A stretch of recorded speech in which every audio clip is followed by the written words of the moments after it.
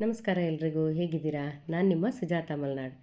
ಈ ಹಾಗಲಕಾಯಿ ಕಂಡ್ರೆ ಸಾಕು ಕೆಲವರು ಅದು ತುಂಬ ಕಹಿಯಪ್ಪ, ತಿನ್ನೋಕ್ಕಾಗಲ್ಲ, ಅದು ಬೇಡ ಅಂತ ಹೇಳೋರಿಗೆ ಈ ರೀತಿಯಾಗಿ ಪಲ್ಯ ಮಾಡಿಕೊಟ್ರೆ ಖಂಡಿತವಾಗ್ಲೂ ಖುಷಿ ಪಟ್ಕೊಂಡು ತಿಂತಾರೆ. ಅಷ್ಟು ರುಚಿಕಟ್ಟಾಗಿರುತ್ತೆ ಮತ್ತು ಇದು ತುಂಬ ಆರೋಗ್ಯಕ್ಕೂ ಕೂಡ ಒಳ್ಳೆಯದಲ್ವ. ಹಾಗಾಗಿ ಈ ರೀತಿಯಾಗಿ ಪಲ್ಯ ಮಾಡಿಕೊಡಿ, ಖಂಡಿತ ಅವ್ರು ಬೇಡ ಅಂತ ಹೇಳೋದೇ ಇಲ್ಲ.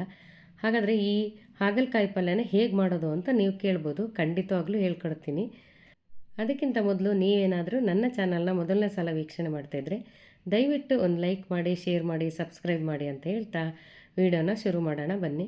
ನಾನಿಲ್ಲಿ ಒಂದು ಹಾಗಲಕಾಯಿನ ತಗೊಂಡಿದ್ದೀನಿ. ಹಾಗಲಕಾಯಿ ಸ್ವಲ್ಪ ಬೆಳೆದಿರೋದ್ರಿಂದ ಬೀಜ ಸ್ವಲ್ಪ ಬಲ್ತಿತ್ತು, ಹಾಗಾಗಿ ಬೀಜನ ಪೂರ್ತಿ ತೆಕ್ಕೊಳ್ತಾ ಇದ್ದೀನಿ. ತುಂಬ ಎಳೆದಿದ್ದರೆ ಬೀಜ ತೆಕ್ಕೊಳ್ಳೋದು ಬೇಡ, ಹಾಗೆ ಹಾಕ್ಬೋದು. ಇದನ್ನು ತೆಳುವಾಗಿ ಹೆಚ್ಕೋಬೇಕು, ಸಣ್ಣದಾದರೂ ಹೆಚ್ಕೊಳ್ಳಿ ಅಥವಾ ಸ್ವಲ್ಪ ದೊಡ್ಡ ಹೋಳು ಬೇಕಾದರೂ ಮಾಡ್ಕೊಳ್ಳಿ, ಅಡ್ಡೇನಿಲ್ಲ. ನೋಡಿ ನಾನೀಗ ತೆಳು ಹೆಚ್ಕೊಂಡು ಇಟ್ಕೊಂಡಿದ್ದೀನಿ. ಇದನ್ನು ಸ್ವಲ್ಪ ತೊಳೆದು ಕೂಡ ಇಟ್ಕೊಳ್ತೀನಿ. ನಂತರ ಇದಕ್ಕೆ ಒಗ್ಗರಣೆಗೆ ಒಂದು ಈರುಳ್ಳಿ ಮತ್ತು ಒಂದು ಟೊಮೆಟೊ ಬೇಕಾಗುತ್ತೆ. ಇದಕ್ಕೆ ಇಷ್ಟೇ ಸಾಕಾಗುತ್ತೆ, ಇನ್ನು ಜಾಸ್ತಿ ಬೇಕಾಗಿಲ್ಲ. ನಂತರ ಇದನ್ನು ಒಗ್ಗರಣೆ ಹಾಕ್ಕೋಬೇಕು. ಅದಕ್ಕೋಸ್ಕರ ನಾನು ಒಂದು ಬಾಣಲೆ ಇಟ್ಕೊಂಡು ಇಲ್ಲಿ 2-3 ಚಮಚ ಆಗೋಷ್ಟು ಎಣ್ಣೆನ ಹಾಕ್ಕೊಂಡಿದ್ದೀನಿ. ಜೊತೆಗೆ ಒಂದು 1/4 ಚಮಚದಷ್ಟು ಸಾಸಿವೆನೂ ಕೂಡ ಹಾಕ್ಕೊಂಡಿದ್ದೀನಿ. ಸಾಸಿವೆ ಸಿಡಿದ್ರ ಮೇಲೆ ಇದಕ್ಕೆ ಸಿಪ್ಪೆ ಸಮೇತವಾಗಿರುವಂತಹ ಬೆಳ್ಳುಳ್ಳಿನೂ ಕೂಡ ಸೇರಿಸ್ಕೊಳ್ತಾ ಇದ್ದೀನಿ.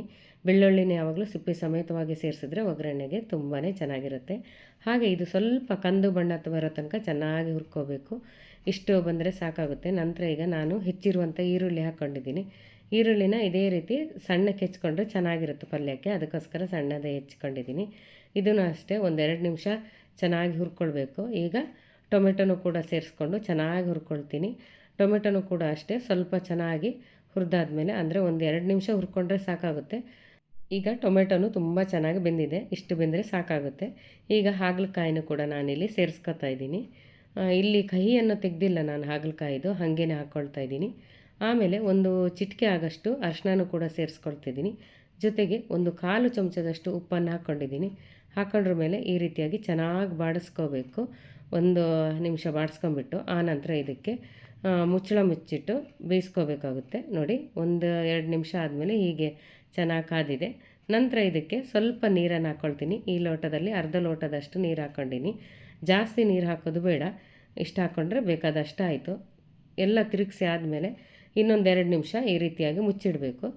1-2 ನಿಮಿಷ ಮುಚ್ಚಿಟ್ಟ ಮೇಲೆ ನೋಡಿ ಚೆನ್ನಾಗಿ ಬೆಂದಿದೆ. ಇವಾಗ ಇಷ್ಟು ಬೆಂದರೆ ಸಾಕಾಗುತ್ತೆ. ಆನಂತರ ಇದಕ್ಕೆ ಸ್ವಲ್ಪ ಖಾರಕ್ಕೆ ಖಾರದ ಪುಡಿ ಹಾಕ್ಕೋಬೇಕಾಗುತ್ತೆ. ಇಲ್ಲಿ ನಾನು ಹಸಿಮೆಣಸಿನ್ಕಾಯಿನ ಹಾಕಿಲ್ಲ, ಬರೀ ಖಾರದ ಪುಡಿನ ಹಾಕ್ಕೊಳ್ತಾ ಇದ್ದೀನಿ. ಇಲ್ಲಿ ನಾನು 2 ಚಮಚದಷ್ಟು ಖಾರದ ಪುಡಿನ ಹಾಕಿದ್ದೀನಿ. ಖಾರ ಹಾಕುವಾಗ ನೋಡ್ಕೊಂಡು ಹಾಕ್ಕೊಳ್ಳಿ. ಜೊತೆಗೆ ನಾನಿಲ್ಲಿ ಅರ್ಧ ಚಮಚ ಆಗೋಷ್ಟು ಜೀರಿಗೆ ಪುಡಿನೂ ಸೇರಿಸ್ಕೊಂಡಿದ್ದೀನಿ. ಆಮೇಲೆ ಸ್ವಲ್ಪ ಬೆಲ್ಲ ಸೇರಿಸ್ಕೋಬೇಕು. ಬೆಲ್ಲ ಹಾಕಿದ್ರೇ ತುಂಬ ಚೆನ್ನಾಗಿರೋದು. ತೀರ ಬೇಡ ಅಂದರೆ ಹಾಕಬೇಡಿ.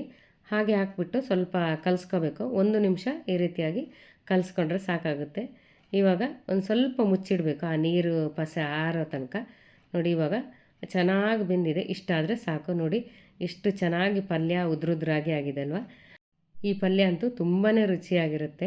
ಯಾರು ತಿನ್ನೋದಿಲ್ಲ, ಕಹಿ ಒಗ್ರು ಅಂತ ಹೇಳ್ತಾರೆ, ಖಂಡಿತವಾಗ್ಲೂ ಈ ರೀತಿಯಾಗಿ ಮಾಡಿಕೊಟ್ರೆ ತಿಂತಾರೆ.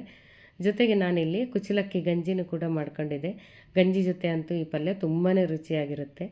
ಹಾಗೆಯೇ ನಿಮ್ಗೆ ಇಷ್ಟ ಆದರೆ ಖಂಡಿತವಾಗ್ಲೂ ಈ ಪಲ್ಯನ ಇದೇ ಕ್ರಮದಲ್ಲಿ ಮಾಡಿಕೊಡಿ, ತುಂಬಾ ರುಚಿಯಾಗಿರುತ್ತೆ. ಯಾರೂ ಚೆನ್ನಾಗಿಲ್ಲ ಅಂತ ಮೂಗು ಮುರಿಯೋದೇ ಇಲ್ಲ, ಅಷ್ಟೊಂದು ರುಚಿಯಾಗಿರುತ್ತೆ. ಬೆಲ್ಲ ಬೇಕಾದರೆ ಸ್ವಲ್ಪ ನೋಡ್ಕೊಂಡು ಕಡಿಮೆನೇ ಹಾಕ್ಕೊಳ್ಳಿ, ನಿಮ್ಗೆ ಇಷ್ಟ ಆಗಿಲ್ಲ ಅಂದರೆ. ನಾನು ಸ್ವಲ್ಪ ಕಡಿಮೆನೇ ಹಾಕಿದ್ದೀನಿ, ತೀರ ಏನೋ ಜಾಸ್ತಿ ಹಾಕಿಲ್ಲ.